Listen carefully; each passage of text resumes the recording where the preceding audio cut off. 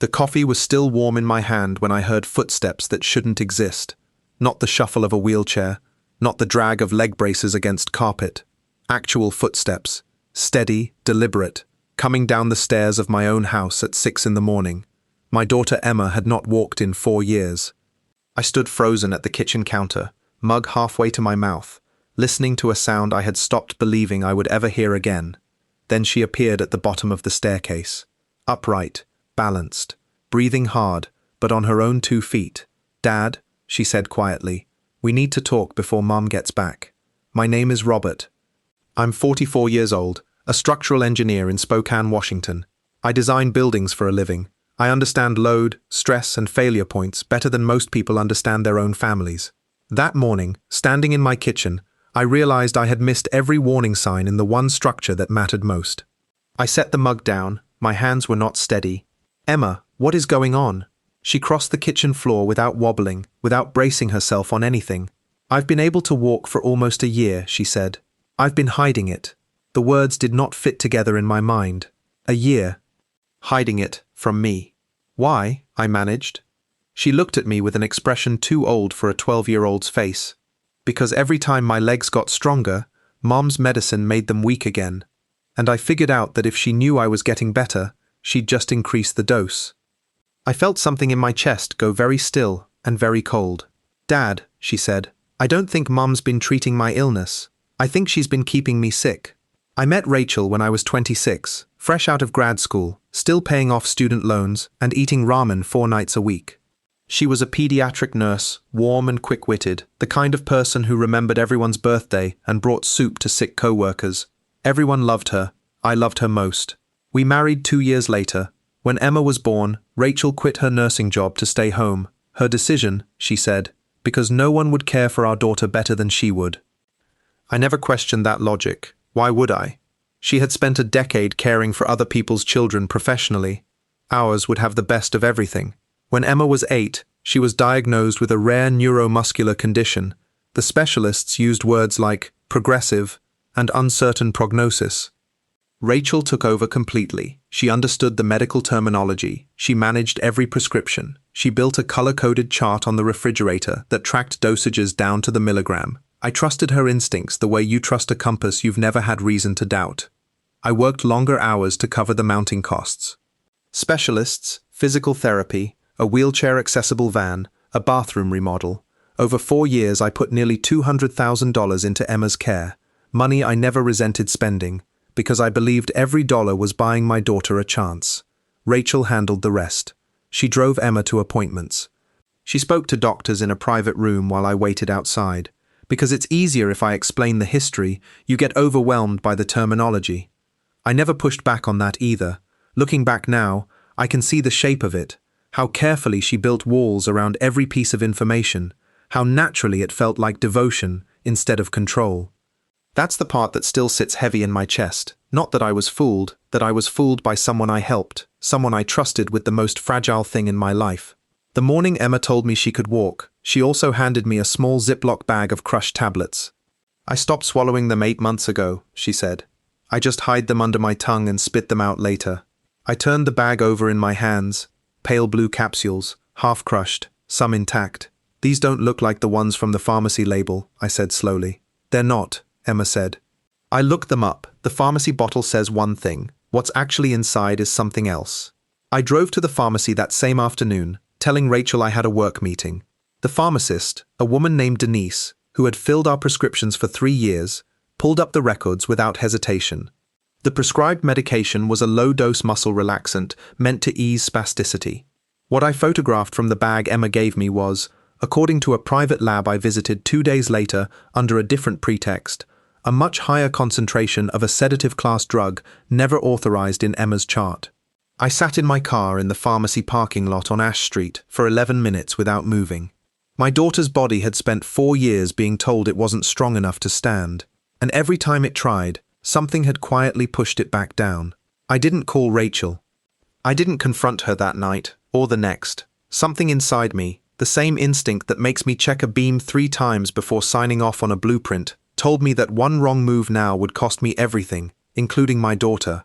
I went home and made dinner like nothing had changed. I smiled when Rachel talked about her day. I kissed her goodnight, and underneath all of it, something in me had gone permanently, irreversibly quiet. I didn't say a word for 6 weeks.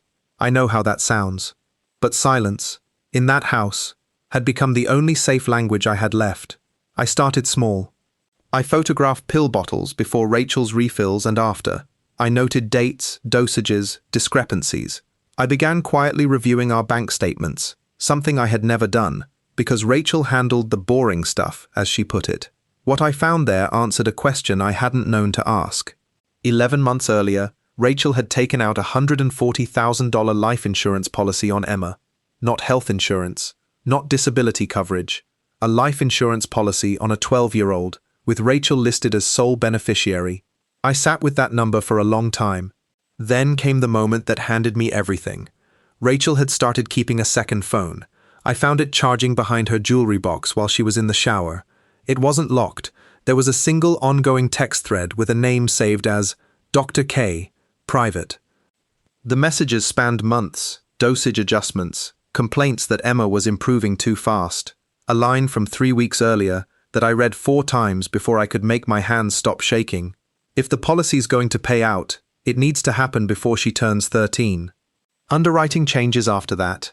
I photographed every message, then I put the phone back exactly where I found it and walked downstairs to make coffee, because that's what you do when the ground has just opened beneath your feet and you still have a daughter upstairs who needs you steady.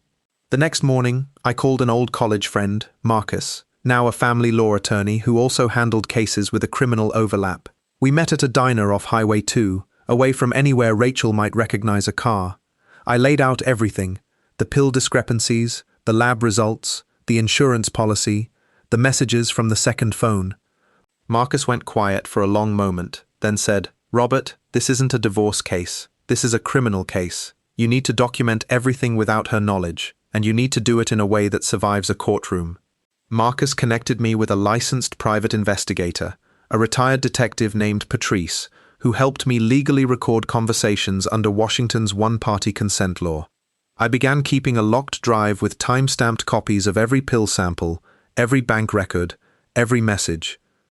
Emma remarkably became part of the plan. She continued pretending to be unable to walk whenever Rachel was home, buying us time while we gathered what we needed. I hated asking a 12-year-old to keep performing a lie for her own protection, but she looked at me and said, "Dad, I've been doing this for a year already. I can do it a little longer if it means she can't hurt anyone else." We identified Dr. K, not a licensed physician at all, but a former pharmacy technician who had lost his license 2 years earlier for diverting controlled substances. Rachel had been paying him in cash withdrawals, disguised on our statements as medical supplies. The forensic accountant Marcus brought in traced 18 months of these withdrawals, totaling just over $31,000. Rachel continued through all of it exactly as she always had, warm at dinner, attentive at Emma's fake physical therapy sessions, utterly convinced that nothing had changed. The trap didn't spring all at once. It closed one door at a time. First, Marcus quietly filed for emergency protective custody documentation with the county, built entirely on the medical evidence, so that no matter what happened next, Emma could not be legally kept in Rachel's unsupervised care. Second, Patrice arranged a controlled meeting between the former pharmacy technician and an undercover contact posing as another parent seeking similar services. The recorded conversation confirmed the arrangement with Rachel by name, dosage, and dollar amount. There was one night I thought it might all collapse. Rachel came home early and found me at the kitchen table with the second phone's messages printed and spread in front of me. I'd forgotten to put everything away in time. My stomach dropped. "What is that?" she asked, setting down her keys. I slid the papers into a folder without looking up. "Work stress calculations," I said. "Long day." She believed me. She always believed I was too tame to look closely at anything. That was, in the end, her greatest miscalculation. 3 days later, the insurance company's underwriting department, tipped by Marcus through a formal fraud inquiry, flagged the policy for review, which meant Rachel could no longer quietly cancel it without triggering an audit trail. Every escape route was gone before she knew there had been a fire at all. We asked Rachel to meet us at Marcus's office on a Tuesday morning, telling her it concerned updating Emma's medical directives. She walked in wearing her nurse's calm, the same expression she used on frightened patients. That calm didn't survive the first 10 minutes. Marcus laid out the pharmacy records.